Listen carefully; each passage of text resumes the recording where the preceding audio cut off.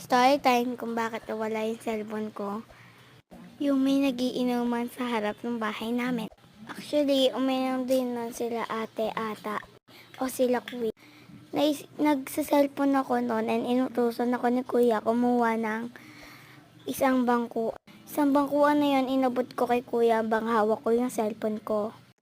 And then, ayun lang. Charis!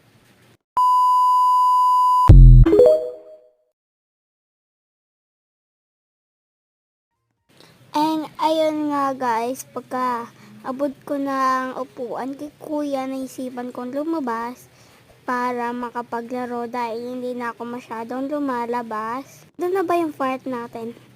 Day joke ko. At yun na nga, naglaro kami noon. Naalala ko, naglaro kami ni Momon noon.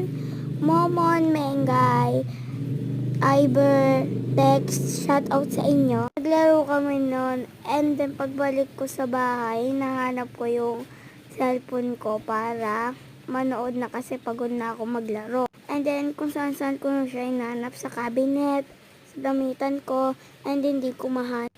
Sinabi ko kay ate ko nasa yung cellphone ko, sabi nila hindi daw nila alam. Pinahanap na nga ako ni ate kung saan sa taas, sa second floor namin. And then yun, yung mga time na nun, umiiyak na ako dahil isa lang naman yung cellphone ko. Ayun lang, babush!